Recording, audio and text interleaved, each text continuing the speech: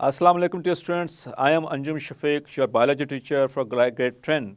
My dear students, today we are going to discuss the human urinary system. So my dear students, जैसा कि आपको पता है कि आज हम डिस्कस करने जा रहे हैं कि बहुत ही इंटरेस्टिंग टॉपिक जो कि इंसानों से रेलेवेंट है, जो कि ह्यूमन से रेलेवेंट है, बहुत मज़े का टॉपिक है, that is the human urinary system.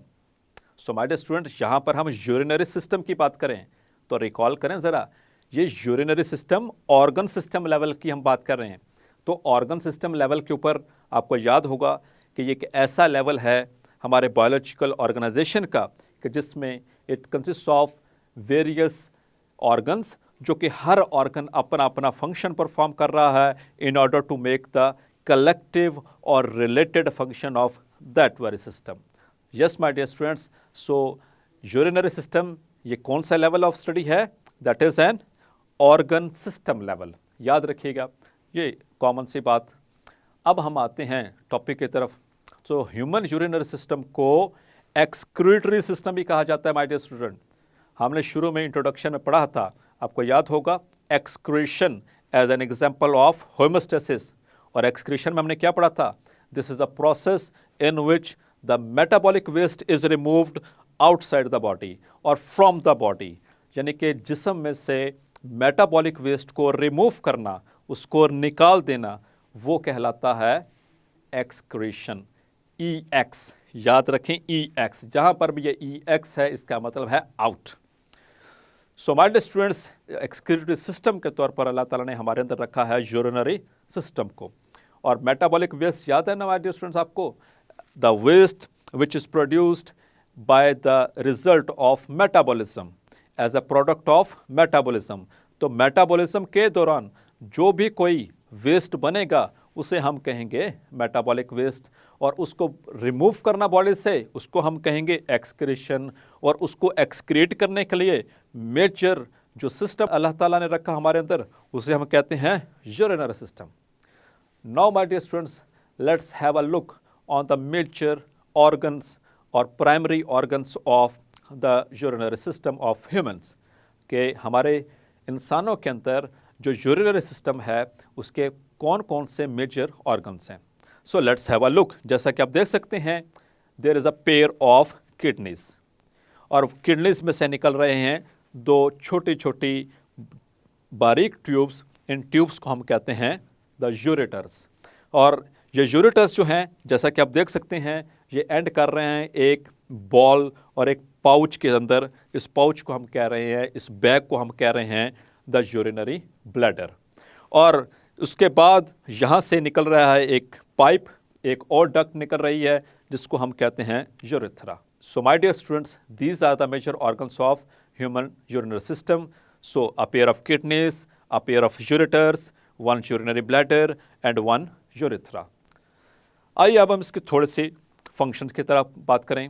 So my dear students, पहली बात तो ये जहन में रखनी है, जैसा कि आप देख सकते हैं कि जो राइट किडनी और लेफ्ट किडनी, इनके लेवल्स में थोड़ा सा फ़र्क है. जो लेफ्ट किडनी है that is slightly a little bit higher than the right one. So my dear students, आपने सोचा है ऐसा क्यों है? यस, तो गेस करें ऐसा क्यों है कि हमारी लेफ्ट किडनी जो है वो थोड़ी सी ऊपर है और राइट किडनी थोड़ी सी स्लाइटली नीचे है. तो जैसा कि आप देख सकते हैं डायग्राम में, इनके ऊपर पड़ा हुआ है लिवर. ठीक है, तो लिवर आप पढ़ चुके हैं अपने प्रीवियस ग्रेड के अंदर. Liver it is also a large metabolic organ. इसके दो मेजर लोब्स हैं, एक है लेफ्ट लोब और दूसरा है राइट लोब. और जैसा कि आप देख सकते हैं कि जो राइट लोब है वो काफ़ी भारी भरकम है, काफ़ी बल्कि है, काफ़ी हैवी है as compare to the left lobe. तो ये राइट लोब कहाँ पर मौजूद है? As you can see, this is lying on the upper side of the right kidney. तो राइट लोब किसके ऊपर है? इसे थोड़ा सा वजन डाला हुआ है राइट किडनी पे. तो उस वजन होने की वजह से राइट किडनी थोड़ा सा नीचे को हो गई. सो ये एक नॉर्मल बात है. सो ये रीज़न आपने याद रखनी है, आपसे पूछी जा सकती है, why the left kidney is a little bit higher than the right kidney. So इसकी लॉजिक समझ आ गई माय डियर स्टूडेंट्स. अब आगे चलते हैं. तो किडनी जो है इसका जो मेजर फंक्शन है दैट इज़, अगर हम उसको एक लफ्ज़ में बताना चाहें, that is urine formation, that is urine. Urine से याद रखिएगा, यानी कि ये पेशाब बनाने के अमल में सबसे अहम रोल इसी ऑर्गन का है और ये पैर की शक्ल में है। आपने कभी सोचा है कि ये पैर की शक्ल में क्यों है? So yes my dear students, पैर की शक्ल में इसलिए कि अगर एक ख़राब हो जाए तो दूसरा आपको चला सकता है। अगर खुदा ना खास्ता एक किडनी ख़राब हो जाए तो दूसरी सेहतमंद हो तो काम चल जाता है। ठीक है माय डियर स्टूडेंट्स। अब यहाँ से यूरिन बनने के बाद तो हम इसको किडनी को ये भी लेबल कर सकते हैं that it is the urine forming organ, यानी कि ये यूरिन बनाता है। उसके बाद यहाँ से निकल रहे हैं लेफ्ट किडनी से लेफ्ट यूरेटर और राइट किडनी से राइट यूरेटर। तो यूरेटर क्या है? It's just a transport tube, it is just a transport tube. ये सिर्फ ट्रांसपोर्ट कर रही है किसको? यूरिन को। कहाँ से? किडनी से। कहाँ पे? To the urinary bladder. तो जो किडनी ने यूरिन बनाया है उसको नीचे लेकर जाना है टू द यूरिनरी ब्लैडर। अब ये यूरिनरी ब्लैडर क्या है? It is a bag like, pouch like एक ऑर्गन है। ये क्या करता है माय डियर स्टूडेंट्स? ये वक्ती तौर पर यूरिन को स्टोर कर लेता है, जैसा कि आप देख सकते हैं। अब ये urinary bladder my dear students याद रखिएगा, ये स्टोर करता है, इसकी कैपेसिटी है एक एडल्ट के अंदर आम तौर पर it can store 1 litre of urine. 1 litre यानी कि 1000 ml तक ये यूरिन को अपने अंदर स्टोर कर लेता है। लेकिन ऐसा नहीं कि जब 1000 ml स्टोर होगा तो तभी हमें यूरिन होगा। No my dear students. तो इसकी जो वॉल्स हैं, जैसा कि आप देख सकते हैं, उसके अंदर अल्लाह ताला ने सेंसरी एंडिंग्स रखी हैं, स्ट्रेच रिसेप्टर्स रखे हैं। तो जैसे जैसे ये भरता जा रहा है, जैसा कि आप देख रहे हैं, तो उसकी वॉल्स के अंदर मौजूद स्ट्रेच रिसेप्टर्स हैं, तो इनके अंदर खिंचाव पैदा होता है। तो जैसे ही वॉल्स के अंदर स्ट्रेच होता है तो स्ट्रेच रिसेप्टर्स एक्टिवेट हो जाते हैं।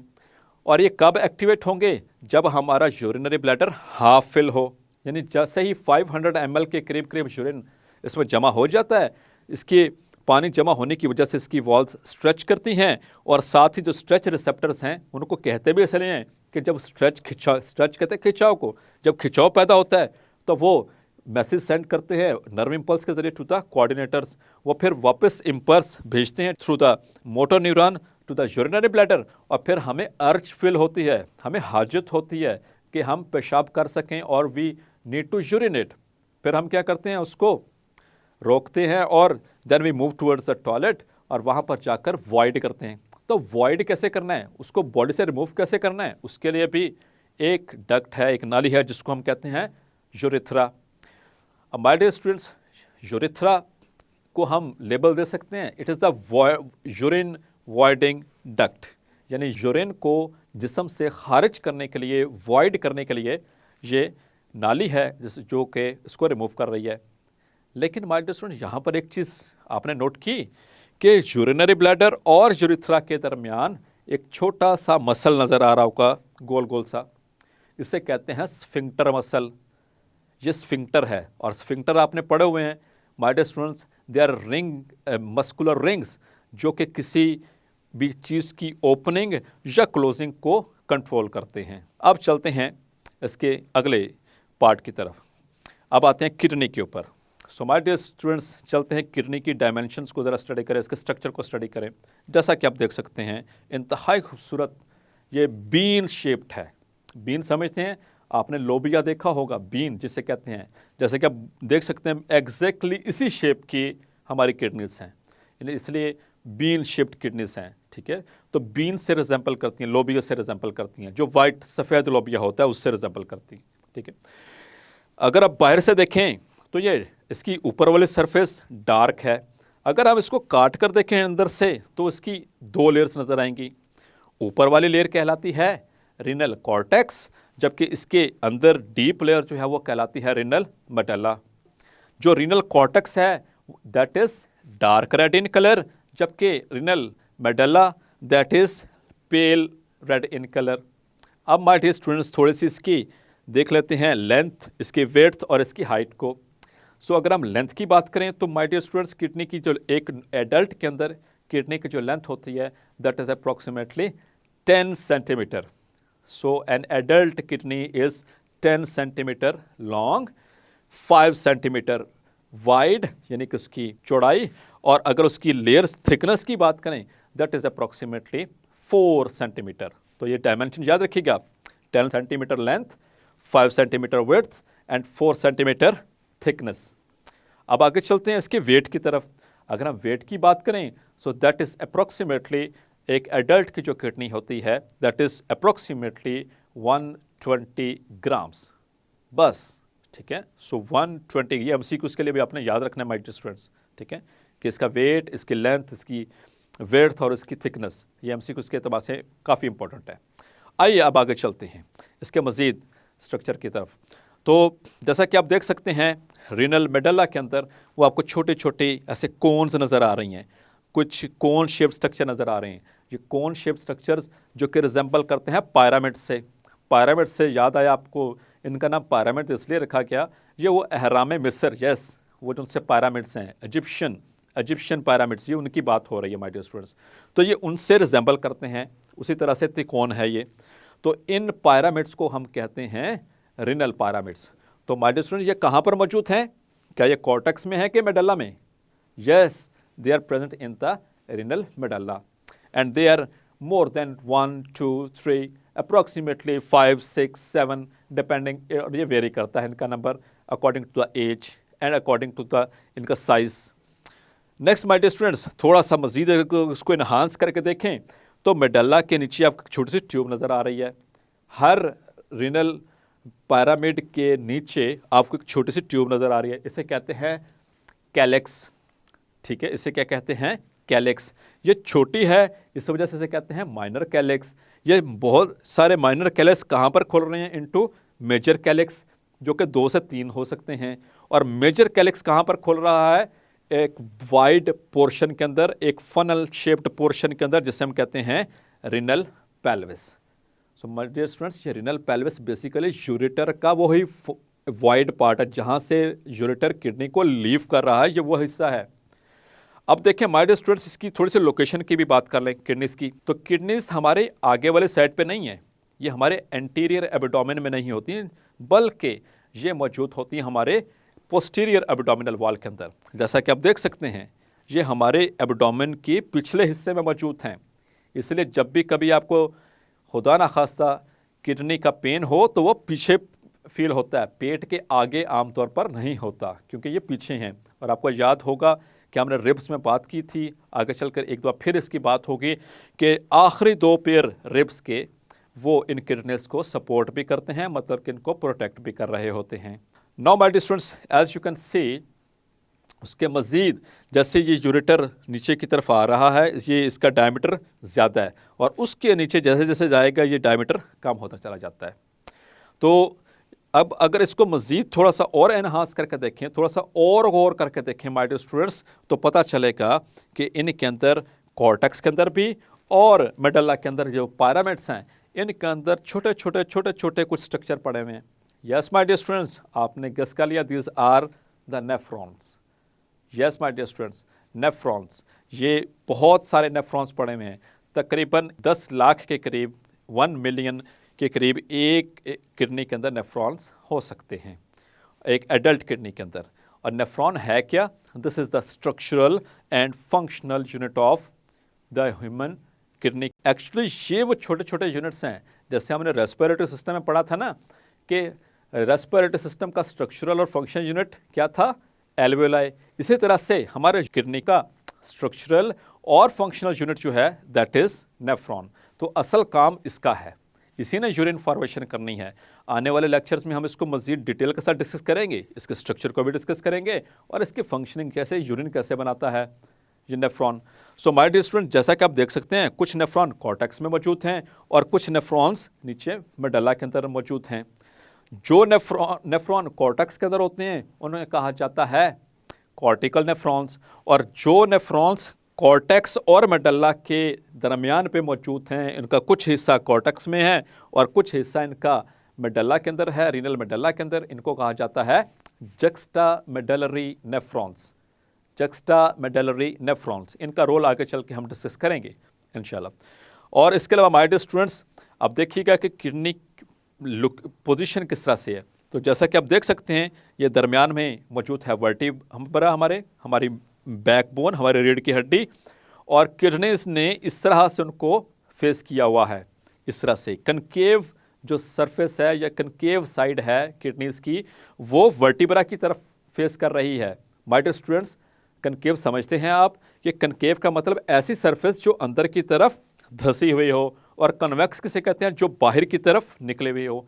तो किडनीज की जो कनकेव सरफेस है, as you can see in the diagram, it is facing towards the vertebral column, यानी कि हमारे रीढ़ की हड्डी को फेस कर रही, उसकी तरफ फेस कर रही होती है। और माय डियर स्टूडेंट्स, यहाँ पर जहाँ जो कनकेव एरिया है किडनी का, जहाँ से यूरेटर लीव कर रहा है, जहाँ से रिनल आर्टरी एंटर हो रही है, जहाँ से रिनल वेन लीव कर रही है, जहाँ से लिम्फेटिक्स आ रही हैं, यहाँ पर नर्व्स आ रही हैं, जहाँ से यूरेटर लीव कर रहा है, ये जो सा यहाँ पर डिप्रेशन सा बन रहा है, इसे कहते हैं हाइलस कहा जाता है। सो माय डियर स्टूडेंट्स, याद रखिएगा कि इस रीजन को जो कनकेव है, इसको हाइलस कहेंगे, renal hilus. So my dear students, देखा आज ने आपके लेक्चर में कि किस तरह से अल्लाह ताला ने हमारे यूरिनरी सिस्टम को डिज़ाइन किया, किस तरह से उसके स्ट्रक्चर को डिज़ाइन किया, किस तरह से वो यूरिन फॉर्मेशन करने में हेल्प कर रहे हैं, किस तरह से हमारे वो मेटाबॉलिक वेस्ट को रिमूव करने में हेल्प कर रहे हैं। इनके स्ट्रक्चर की डिटेल्स देखी। होपफुली आपको ये क्लियर हो गया होगा। इंशाल्लाह नेक्स्ट लेक्चर में हम डिस्कस करेंगे the structure of nephrons. Until then, अल्लाह हाफिज़।